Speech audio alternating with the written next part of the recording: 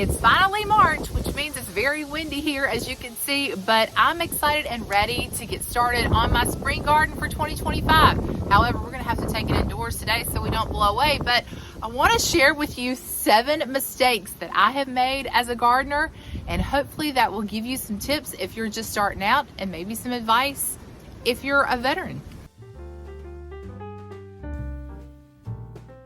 Welcome if you're new here to Simply Home and Harvest. I am Jen, and let me just preface this video by saying I am no expert when it comes to gardening, but I have been gardening for about 25 to 30 years now. Before we actually got married and moved into our home, I was helping my granny in her garden. And so I feel like I've got a little bit of experience, but I love to keep learning. I don't ever want to stop learning. And I'm very passionate about gardening. So I was just thinking today, I was actually starting some seeds. And if you're interested in that video, I'll drop a link in the description box below for you so you can go check that one out after you finish watching this one. But I was thinking about all the mistakes I have made as a gardener. And if you are brand new to gardening, maybe that's something that you're considering for 2025 and you want to get started, but you really don't know where, or you want to make sure that you do things the best of your ability, then maybe these 7 mistakes that I have made can help you and you won't have to make them yourself. All right, so in no particular order, number 1 is starting too big. Now, have I been guilty of this? I almost made a huge mistake once, but my husband, in his wisdom, thankfully, stopped our plans before they got started. I remember when we first got married, we lived in an apartment and we had little containers. We had a little back deck and a porch area, and we had little containers. I actually dug up some dirt right around the steps and planted flowers, but we kept it to what we could manage. And we also, used what we had at the time. And I remember being so proud of that little garden. I wish I had some pictures that I could show you here. I don't think I took any pictures back then, but I was so proud of that little garden.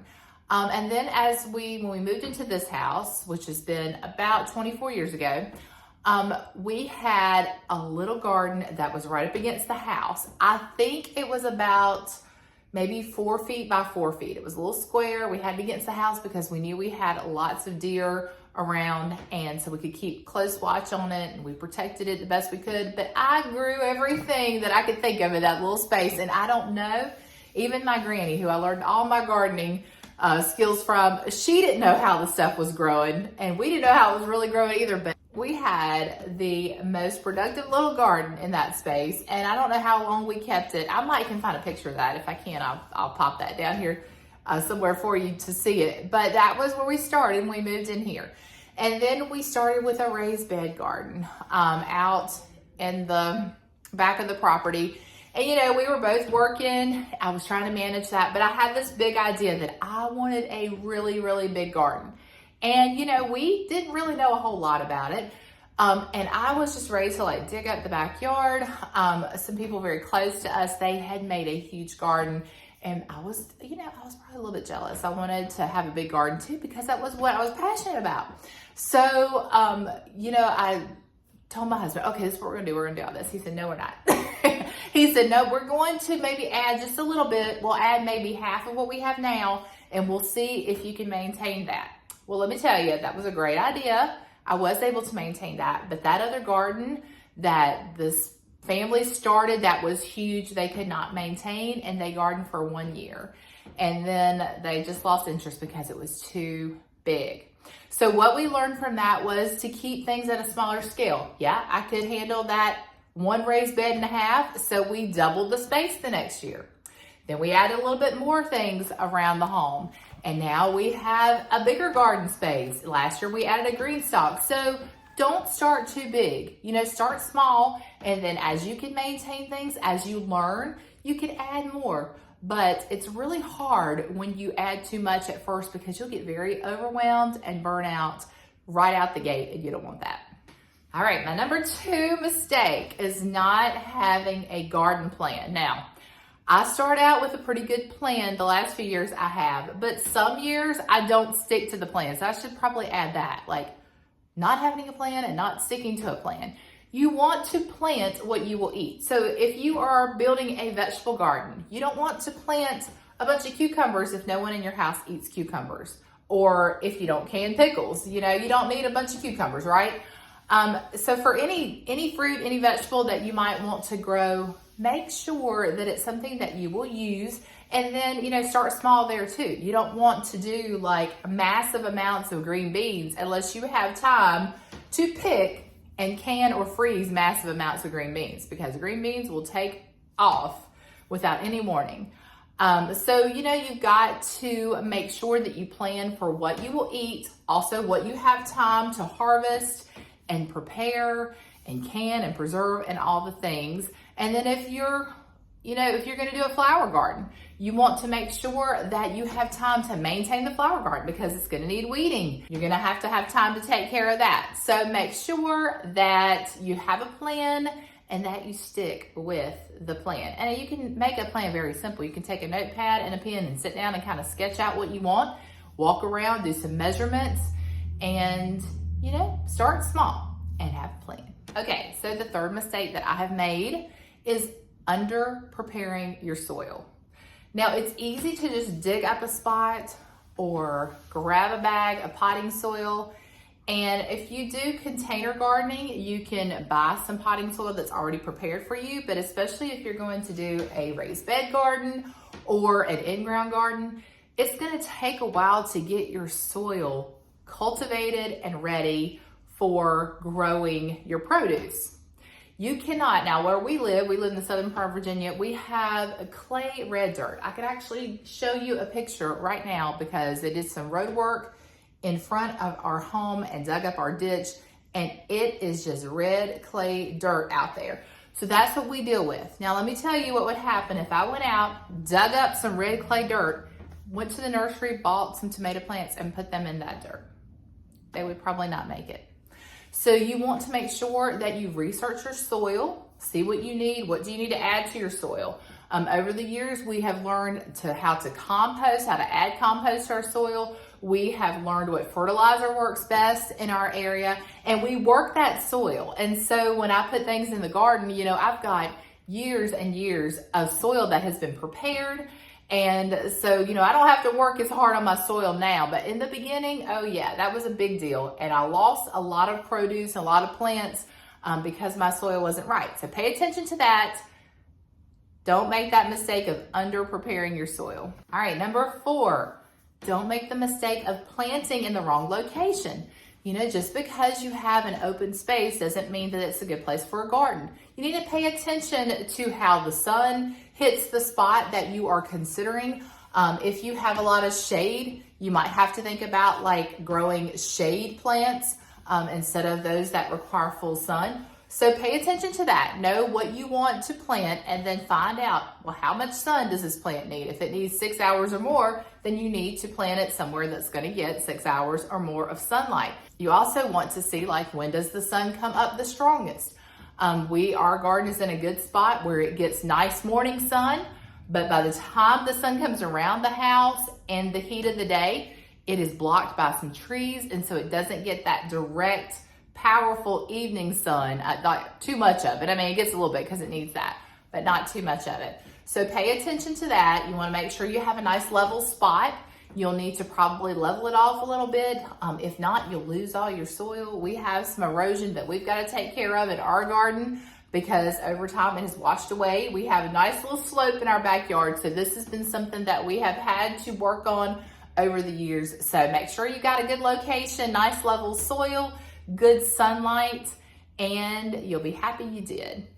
All right, the number 5 mistake that I have made is planting problems. Now, I have learned through experience that you need some room when you garden. If you do like I did with that first little garden, those first couple of years that we lived here, and throw everything together, it will be so hard for you to harvest anything, and things will compete against each other for space and for soil, and you will just have a mess on your hands. So you want to make sure to alleviate planting problems that first you have enough space. Pay attention to what your plant requires.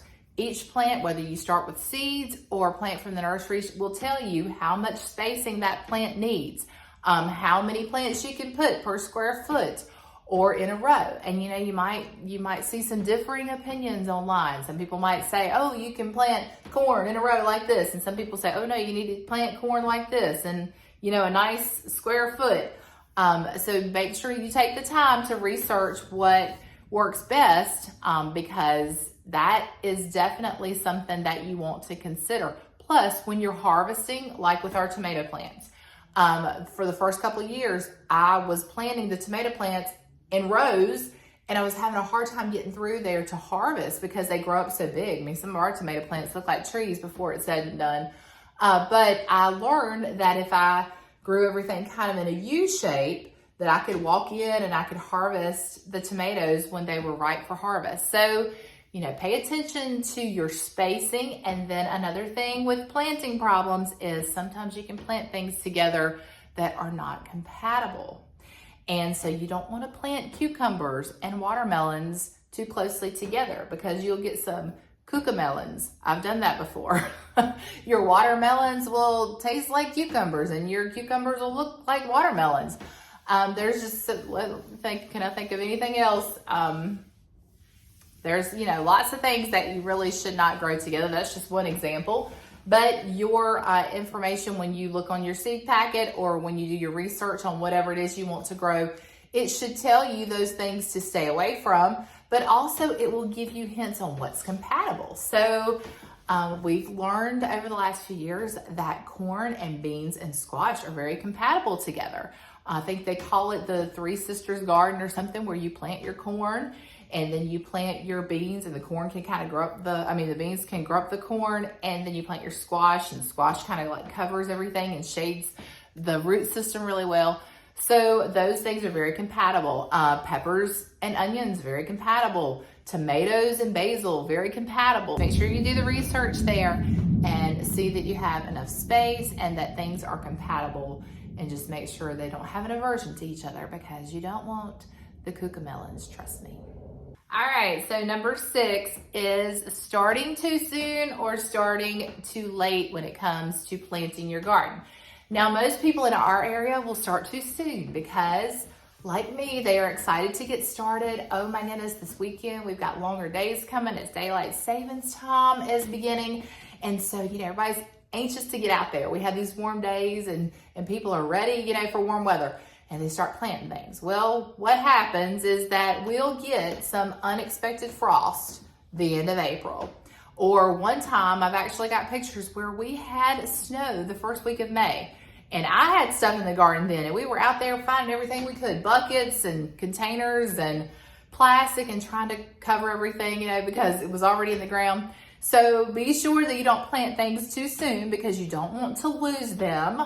And then you don't want to plant too late. Like, for instance, you don't want to plant your lettuce in the middle of summer, because lettuce and summer don't get along. Lettuce likes the cool early morning, early spring days, or fall days. And by the time summer comes around, it starts to wilt. So pay attention, because you have cool crops, and then you've got crops that like warmer climate, like your peppers. You don't want to plant your peppers in March, because they want to be warm. They are going to do better, probably going to get the best harvest in our area, which is, by the way, 7B is the zone that we are in. And we get peppers that are the most prolific around the months of August and September. So, you have to pay attention to that too. So you don't want to start too soon, but you don't want to start too late. So pay attention to the best time to grow the produce that you're wanting to grow. All right, this is my final one for you, number 7, and I probably could go on, and you maybe can think of some things. You'll have to leave those in the comment section below, because I feel like there's probably obvious mistakes that I have forgotten about, but these were the ones that came to mind. Number 7 mistake that I have made is overwatering or underwatering. That is a tricky one, because there are a lot of times in our area where we get a significant amount of rain. And so we have plants that suffer because we get so much rain. And then there are years when we have a significant drought, and it's so hot that I forget to water plants or water flowers, and they start to dry out. So pay attention to that. Something that is very helpful that I would love for us to be able to do We don't have a water hookup very close to our garden right now, so we have to run a hose out there to water it. But I would love to have drip lines put in, and so that is what I would recommend, is to do a drip line system if you do a raised bed, if you do an in-ground garden, or some sort of way where you can water things on a timer, and then that way you know you're getting the right amounts of water for what you're growing. And then like some things, you know, you don't want to water them over the top. You do better to water them near their root system, near the base of the plant. That's pretty much the case with everything. Sometimes when the plants start to really grow and it's hard, you know, not to hit the top of the plant, but it definitely is better to water at the base of your plants if you are able to do that. All right, so that's 7 mistakes that I have made. I'm sure I will continue to make mistakes, probably make a whole lot more than that 7. But I wanted to give you that information because if you are new to gardening, sometimes you just really don't know what to do. And I will tell you that the best way to learn is just to do, right? Trial and error. I have learned from mistakes more than I probably have learned from anything else. So don't be afraid to start. Start where you are, start with what you have, pick up a container, go buy some potting mix and grow a flower, grow a tomato plant. That's something that you can grow easily on your patio or on your deck, and get started, okay? No more excuses, you can do this. And now you know what mistakes not to make. That's all I have for you today. I love to garden, I love to be in the home. We do a lot of decorating here on this channel, gardening of course, cooking, we're in the kitchen quite a bit. So if that's something you enjoy, I would love to have you stick around. Consider subscribing to my channel. Give this video a like. You can even share it with your friends. That won't hurt my feelings at all. All right, well, until next time, remember to live simply. Use what you have. Enjoy the moments you've been given, and I will see you all in the next one.